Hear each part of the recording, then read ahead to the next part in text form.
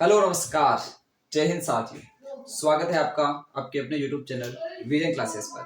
साथियों, कक्षा 10 की गणित पढ़ रहे हैं और आज हम पढ़ने जा रहे हैं प्रश्नावली 3 दो चरों वाले रैखिक समीकरण।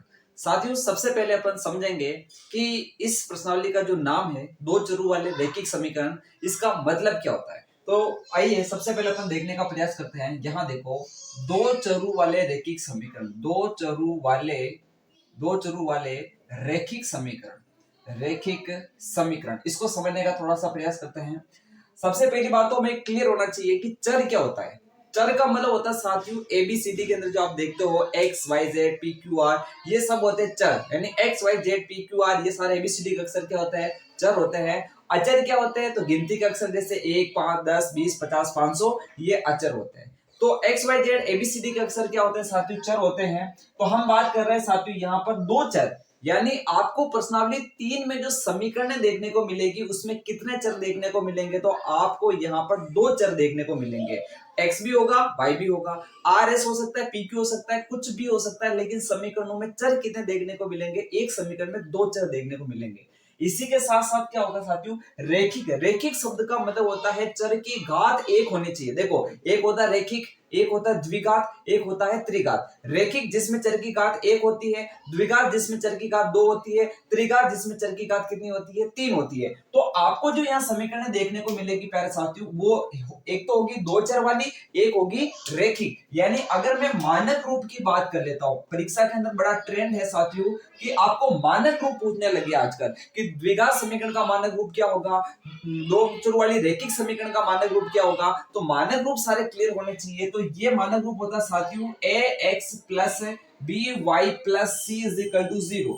यहां पर देखिए आपको दो चर दिख रहे हैं, देखो एक्स और वाई दो चर दिख रहे हैं, इनकी घातें भी एक एक है, तो इसको कहते हैं दो चरों वाली रैखिक समीकरण। यहाँ a क्या है तो x का गुणांक है, b क्या है तो y का गुणांक है, c क्या है तो नियतांक है। अब यहाँ पर आपको हर सवाल के अंदर दो दो समीकरण मिलेगी। कितनी समीकरण मिलेगी, दो दो समीकरण। जैसे बात करते हैं, ये हो जाएगा a1x b1y और c1। दूसरा हो जाएगा हमारे पास a2x plus b2y plus c2 is equal to 0 हो जाएगा। यानी हर एक क्वेश्चन के अंदर दो समीकरण देखने को मिलेगी और दो समीकरणों से जो दो रेखाएं बनती है उनका ग्राफ में प्रदर्शन कैसा होगा। ये रेखाएं कब संपाती होगी, संपाती का मतलब एक लाइन के ऊपर दूसरी लाइन आती है। ये रेखाएं कब प्रतिच्छेद करेगी, ये प्रतिच्छेद वाली स्थिति होती है, इस प्रकार की क्रॉस वाली स्थिति प्रतिच्छेद। और एक होती समांतर, समांतर का मतलब इस तरह की लाइन जो कभी नहीं मिलती है। तो ये जो दो आपको समीकरण दी जाएगी और इन दो समीकरणों का ग्राफ कैसा बनेगा, यानी ये रेखाएं प्रतिच्छेदी है, समांतर है या फिर संपाती है, ये सारी चीजें हमें यहाँ पर देखनी है। तो हमें इसके लिए यहाँ पर देखिए साथियों तीन शर्तें हैं वो पता होनी चाहिए। इन तीन शर्तों के ऊपर तीन तरह के प्रश्न बनते हैं। या तो आपको प्रतिच्छेदी, समांतर और संपाती को लेकर के प्रश्न पूछ सकता है, या फिर पूछ देगा कि इन रेखाओं के हल कितने हैं, एक है, अनेक है या कोई हल नहीं, हल को लेकर के पूछ सकता है। या फिर आपको पूछ सकता है कि ये जो आपको समीकरण दी इनके हल संगत है या असंगत है। यानी तीन प्रकार से प्रश्न बनते हैं, तीनों प्रश्नों का जवाब एक सिर्फ कंडीशन से पता चलता है और वो कंडीशन आपको क्लियर होनी चाहिए। यदि कंडीशन आपकी क्लियर है तो 3.1 आपकी पूरी क्लियर हो जाएगी, इसमें इसके अलावा और कुछ भी नहीं है। तो पूरी डिटेल के साथ अपन कंडीशन को देखते हैं कि कौन सी स्थिति के अंदर रेखाएं कैसा व्यवहार प्रदर्शित करती है। पूरा डेडिकेशन के साथ सामने देखें और उसके बाद जब समय मिलता है तो उसको व्यवस्थित तरीके से नोट कर ले। तो सबसे पहले अपन बात करते हैं, जब हमें दो समीकरणें दी जाती है और हमें बताना इनका व्यवहार कैसा होगा, तो सबसे पहले हमें तीन कंडीशनें पता होनी चाहिए। सबसे पहली कंडीशन होती है, हमें कुछ नहीं करना है, इन समीकरणों से जो गुणांक निकल रहे हैं a1 b1 c1 a2 b2 c2, इनके अनुपातों का अध्ययन करना है। अनुपातों का क्या करना है, अध्ययन करना है। तो सबसे पहले देखो a1 और a2, यहां से हमें मिलेगा a1 बटा a2। फिर बात करते हैं b1 और b2। अगर ये इक्वल नहीं आता है, इक्वल नहीं आने का मतलब जैसे a1 बटा a2 का मान आया 2/3, b1 बटा b2 आ गया 1/2, यानी अलग अलग आ रहा है। क्या आ रहा है, अलग अलग। तो इस स्थिति से ध्यान देना प्यारे साथियों, अगर a1 बटा a2 is not equal to b1 बटा b2 यानी बराबर नहीं आ रहा है, सवाल से और ज्यादा क्लियर हो जाएगा। लेकिन थोड़ा सा पैटर्न समझने का प्रयास करें कि एक्चुअल में क्वेश्चन को करना कैसे है। तरीका समझ लो, क्वेश्चन तो अभी बहुत सारे करेंगे। अगर हमारे पास a1 बटा a2 is not equal to b1 बटा b2 आ रहा है, तो यहां से हमें पता चलेगा कि रेखाएं हैं वो प्रतिच्छेदी रेखाएं। कैसी है, यहां से हमें पता चला कि रेखाएं कैसी है, प्रतिच्छेदी। कैसी है प्यारे साथियों, प्रतिच्छेदी। प्रतिच्छेदी रेखा का मतलब होता है इस प्रकार से, यानी वो किसी एक बिंदु पर क्या करती है, कट करती है। इस बात को दिमाग में बिठा लो कि प्रतिच्छेदी का मतलब एक बिंदु पर वो क्या कर रही है, कट कर रही है, यानी प्रतिच्छेद कर रही है। रेखाएं प्रतिच्छेदी है और इस केस में हमें एक हल मिलता है। कितना हल मिलता है साथियों, एक हल। आप बोलोगे एक हल कैसे मिलेगा, तो जब भी रेखाएं इस तरह से प्रतिच्छेद करती है तो वो एक ही बिंदु पर करती है। और हल कब मिलता है, देखिए हल तभी मिलेगा जब रेखाएं प्रतिच्छेद करेगी। जब तक रेखाएं आपस में नहीं मिलेगी तब तक वहां पर आपको हल नहीं मिलेगा। यहाँ एक जगह मिल रही है तो एक हल मिलेगा, एक जगह मिली तो कितना हल मिलेगा, एक हल मिलेगा। ठीक है, तो एक हल मिला और जब भी आपको हल मिलता है तो उस केस में हम हल को बोलते हैं वो संगत हल है। कैसा हमारे पास, संगत हल।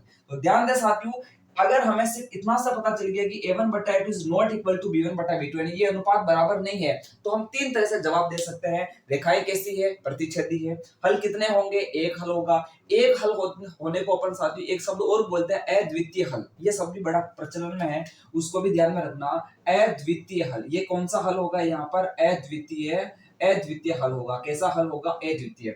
एक हल को अपन ये भी बोलते हैं अद्वितीय। अद्वितीय को इंग्लिश में बोलते हैं, भी मैं इंग्लिश वर्ड बोलूंगा सब समझ में देगा, यूनिक। क्या है साथियों, यूनिक। यूनिक का मतलब जो एक हो, क्या हो, एक हो। जैसे सूर्य एक है, चंद्रमा एक है, तो ये सब यूनिक है। वैसे ही यहाँ पर जो हल मिलेगा सिर्फ वो एक मिलेगा, उसके जैसा और वो हल नहीं मिल सकता है, इसलिए वो हमारे लिए यूनिक है। और यूनिक है तो हम उसको अद्वितीय बोलेंगे। क्या बोलेंगे, अद्वितीय। और जब भी हल मिलता, जब लाइनें कट करती है, यानी जब भी हमें हल मिल रहा है तो उस केस में वो अपना हल संगत होगा। कैसा होगा, संगत होगा। तो पहली कंडीशन क्लियर होने के बाद अपन दूसरी कंडीशन की तरफ बढ़ते हैं। यदि हमारे पास a1 बटा a2 अगर वो बराबर आ जाता b1 बटा b2 के, यानी ये अनुपात और वो अनुपात, यानी x का अनुपात, x के गुणांकों का अनुपात और y के गुणांकों का अनुपात बराबर आ गया, जैसे 1/2 1/2 आ गया, दोनों बराबर। लेकिन जैसे हमने जो नियतांक थे उनका अनुपात देखा c1 बटा c2, तो वो हमें बराबर नहीं मिला। तो इस कंडीशन में रेखाएं कैसा व्यवहार करेगी, तो रेखाएं समांतर होगी। कैसी होगी, समांतर। तो इस केस में आपको रेखाएं मिलेगी, पहले साथियों समांतर मिलेगी। समांतर के लिए इस प्रकार की दो लाइनें होती है। देखो समांतर का चिन्ह कैसा होता है, ऐसा होता है। ठीक है, प्रतिच्छेदी इस प्रकार से, समांतर इस प्रकार। अब मुझे बताओ समांतर वाले केस में रेखाएं कहीं मिल रही है क्या, रेखाएं इसमें कभी नहीं मिलेगी। देखो समांतर रेखा उसे कहते हैं जिसको दोनों दिशाओं में अनंत तक बढ़ाया जाए लेकिन आपस में कभी नहीं मिलती है, उसको हम कहते हैं समांतर रेखा। ये जब कभी मिलेगी नहीं तो हल मिलेगा क्या, तो सीधी सी बात, इसमें कोई हल नहीं मिलेगा। तो अपन लिखेंगे यहाँ पर कोई हल नहीं। क्या लिखेंगे प्यारे साथियों, तो यहाँ लिखेंगे कोई हल नहीं। ये चीज हमने क्लियर कर दी। और मैंने आपको अच्छे से बताया, जब तक लाइनें मिलती है तभी हल संगत होता है। जब लाइनें मिल ही नहीं रही है तो हल कैसा हो जाएगा, तो वो असंगत हल हो जाएगा। तो सीधी सी बात है, समांतर शब्द जैसे दिमाग में आएगा, समांतर शब्द कब दिमाग में आएगा, जब हमें ये कंडीशन देखने को मिलेगी a1 बटा a2 इक्वल टू b1 बटा b2 पर नॉट इक्वल टू c1 बटा c2। ये जैसे कंडीशन है हमारे दिमाग में आएगा, ये तो समांतर है, समांतर आते ही हमारे दिमाग में आएगा यहाँ तो कोई हल नहीं आएगा, क्योंकि समांतर में लाइनें मिलती नहीं है। तो कोई हल नहीं है, इसका मतलब वो असंगत है। वो कैसा है, असंगत। तो ये सिंपल सी बात है, ये कैसा हो जाएगा प्यारे साथियों, तो ये असंगत हल हो जाएगा। कैसा हो जाएगा, असंगत हल हो जाएगा। अब तीसरी कंडीशन देखते हैं, यहां तक स्क्रीन में आ रहा है, ओके। तीसरी कंडीशन को समझने का प्रयास करते हैं थोड़ा सा। यहां देखिए, अब तीनों ही स्थिति बराबर आ जाएगा, a1 बटा a2 बराबर आ जाएगा, b1 बटा b2 भी बराबर आ जाएगा और c1 बटा c2 भी क्या आ जाएगा, बराबर। तीनों अनुपात बराबर हो, जैसे 1/2 1/2 1/2 या फिर 5/3 5/3 5/3, यानी अगर तीनों अनुपात बराबर चल रहे हैं, x का गुणांक भी अनुपात और y के गुणांकों का अनुपात और नियतांकों का अनुपात सब बराबर चल रहा है, तो रेखाएं समपाती व्यवहार करेगी। प्यारे साथियों, रेखाएं कैसा व्यवहार करेगी, तो वो व्यवहार करेगी आपके समपाती व्यवहार करेगी। समपाती का मतलब होता है एक लाइन के ऊपर दूसरी लाइन आती तो उसे कहते हैं समपाती। तो लाइन के ऊपर लाइन आ रही है, ध्यान से सुनो प्यारे साथियों, जब लाइन के ऊपर लाइन आ रही है तो वो उस लाइन को कितनी बार काट रही है, तो उस लाइन को बहुत बार काट रही है, अनेक बार काट रही है।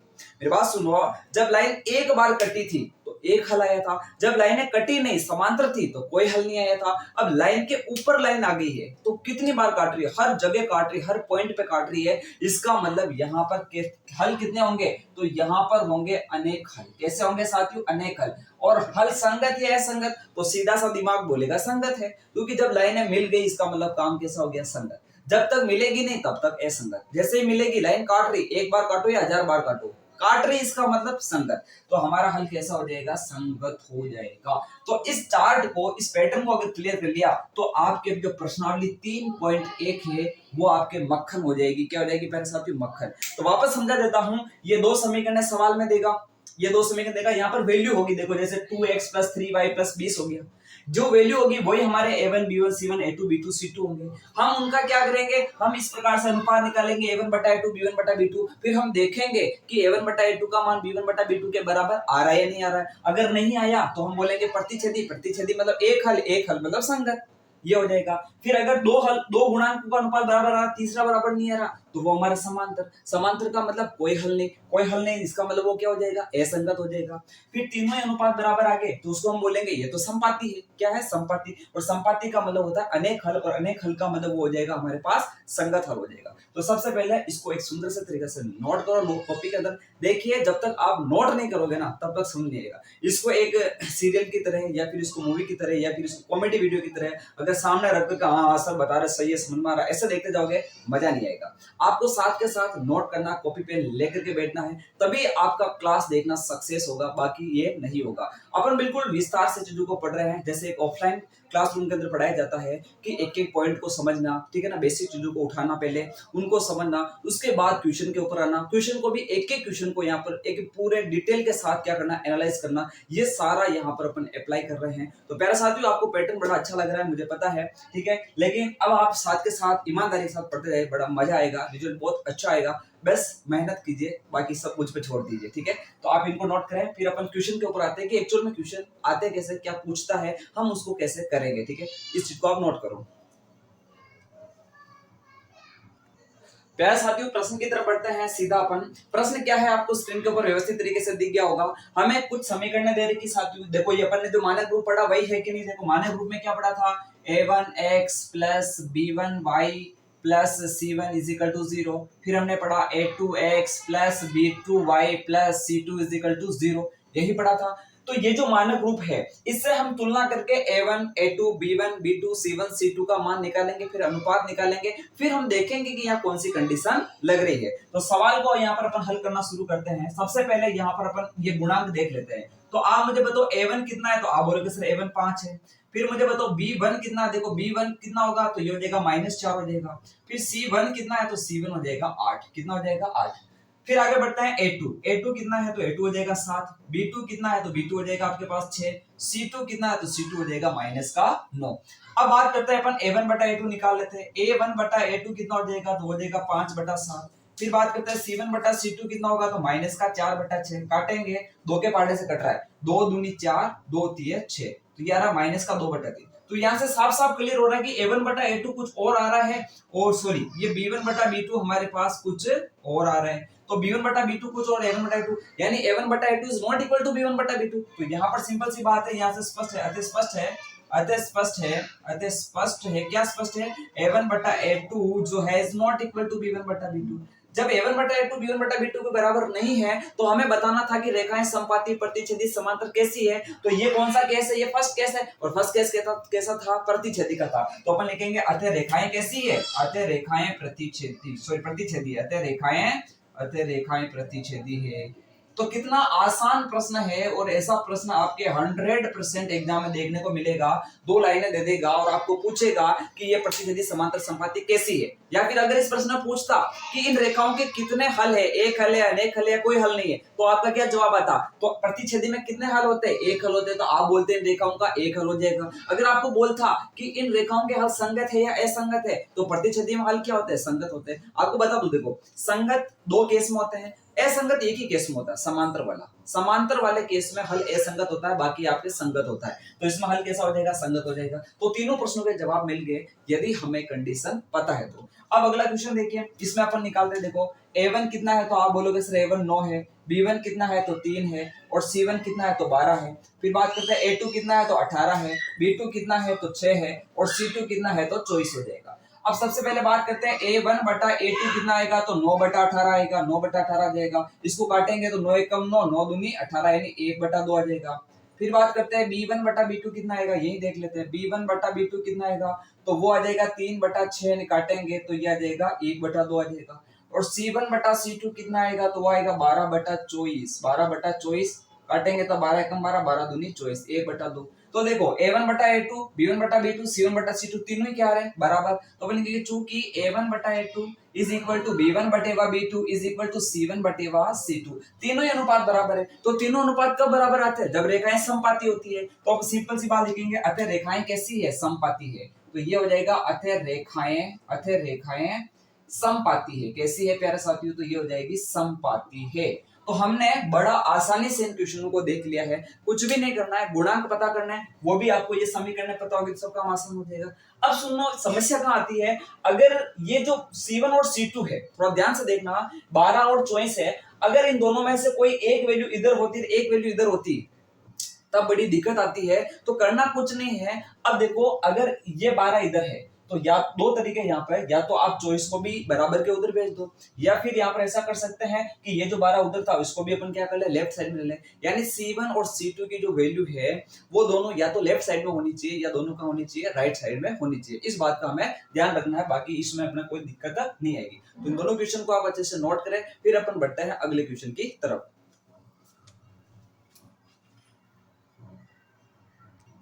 क्वेश्चन नंबर 3 की तरफ बढ़ता है, जो कि क्वेश्चन नंबर 2 का ये लास्ट क्वेश्चन है। यहाँ पर देखिए वही क्वेश्चन है आपके सामने, और यहाँ पर पूछा जा रहा है कि ये रेखाएं प्रतिच्छेदी, समांतर या समपाती कैसा व्यवहार प्रदर्शित करेगी। तो सबसे पहले बात करते हैं, गुणांक फाइंड कर लेते हैं। यहाँ पर देखिए पता कर लेते हैं, A1 कितना है, तो 6 हो जाएगा। फिर बात करते हैं B1 कितना हो जाएगा, A1 के बाद आता है B1 हो जाएगा -3, कितना हो जाएगा, -3। एक ही चीज का ध्यान रखना, यहाँ पर आप जो ये लिख रहे हो गुणांक, वो चिन्ह के साथ लिखने, ऐसा नहीं कि आप केवल 3 लिख दो। ये माइनस के साथ है तो आपको माइनस भी लिखना है। फिर C1 कितना है, तो वो हो जाएगा 10। C1 कितना हो जाएगा, 10 हो जाएगा। यहाँ से देखो A2 B2 C2, ये रहा A2 B2 C2, तो A2 कितना है, तो यहाँ पर हो जाएगा 2। अब समस्या आप लोगों को यह आती है, सर यहाँ तो कुछ लिखा हुआ ही नहीं, हम क्या करेंगे। तो कुछ नहीं, आपको जहां कुछ भी नहीं लिखा ना, वहां 1 होता है। अगर माइनस चल रहा तो वो -1 हो जाएगा। तो ये हो जाएगा आपके पास B2 = -1। C2 कितना हो जाएगा, तो ये 9 हो जाएगा। C2 = कितना हो जाएगा, 9। अब पता करते हैं अपन इनका अनुपात। अनुपात से हमें पता चलेगा कि रेखाएं कैसा व्यवहार कर रही है। तो बात करते हैं सबसे पहले A1/A2, तो 6/2। थोड़ा बहुत काटेंगे इसको 2 के पार्ट से, तो 2 एकम 2, 2 3 6, तो लगभग 3/1 हमारे पास आंसर आ गया। फिर बात करते हैं यहाँ पर B1/B2, तो B1/B2 हो जाएगा -3/-1, माइनस से माइनस कटा तो ये भी 3/1 ही आ रहा है। फिर बात करते हैं अपन C1/C2 की बात कर लेते हैं, तो 10/9 आएगा, इसको काट भी नहीं सकते। तो देखो A1/A2 B1/B2 दो अनुपात तो बराबर आ रहे हैं, लेकिन तीसरा बराबर नहीं आ रहा है। तो दो बराबर होते तीसरा नहीं होता, तो वो कंडीशन समांतर की होती है। तो अपन लिखेंगे, चूंकि यहाँ से पता चल रहा है कि A1/A2 बराबर आ रहा है B1/B2 के, पर C1/C2 वाला कुछ और आ रहा है, तो अपन ऐसा करेंगे। ये कंडीशन किसके लिए थी, तो समांतर के लिए थी। किसके लिए थी, समांतर। तो यहाँ से स्पष्ट हो गया है, अतः रेखाएं कैसी होगी, समांतर होगी। अतः रेखाएं कैसी होगी, समांतर होगी। कैसी होगी, समांतर। ठीक है, यहां तक तो हमने रेखा का बता दिया। अगर इसी प्रश्न में आपको ये बोलता, बताओ इन रेखाओं के कितने हल है, ये जो प्रश्न दिया है, इस रेखा और इस रेखा के हल कितने होंगे, तो हल हो जाएगा यहाँ पर कोई हल नहीं होगा, क्योंकि समांतर वाले केस में रेखाएं मिलती नहीं, मिलेगी नहीं, प्रतिच्छेद नहीं करेगी, तो कोई हल नहीं आएगा। या फिर इस प्रश्न में आपको ऐसा पूछ लेता कि बताइए इसका हल संगत है या असंगत है, तो अपन सीधा सा जवाब देंगे यहाँ पर कि रेखाएं समांतर है, यानी मिल नहीं रही है, इसका मतलब इसका हल कैसा होगा, असंगत होगा। कैसा होगा, असंगत होगा। तो आज की क्लास में अपन ने कुछ बेसिक फंडामेंटल क्लियर किए हैं कि पहली बात, दो चरों वाली रैखिक समीकरण क्या होती है, जिसमें दो चर होते हैं और उनकी घातें कितनी होती है, चरों की एक एक होती है। फिर हमने ये देखा कि रेखाओं का व्यवहार कैसा हो सकता है और वो अपन कैसे पता करेंगे, तो वो अपन ने सीखा। तो कल वाली क्लास के अंदर साथियों इसका जो नेक्स्ट क्वेश्चन है उसको अपन लेकर के आएंगे। उसके अंदर अपन क्या करेंगे साथियों कि अपन संगत असंगत वाले हल भी करेंगे, कब संगत और कब असंगत हल होता है। इसी के साथ ही अपन ये करेंगे कि ग्राफीय विधि क्या होती है। तो उन चीजों को अपन आने वाली क्लास के अंदर डिस्कस करेंगे। आज के लिए इतना ही रहेगा, ठीक है। क्लास कैसी लगी कमेंट बॉक्स के अंदर जरूर लिखें। बाकी मिलते हैं अपनी उन्हीं क्लासों के अंदर जो और भी शानदार और जानदार होने वाली है, ठीक है साथियों। जय हिंद, जय भारत।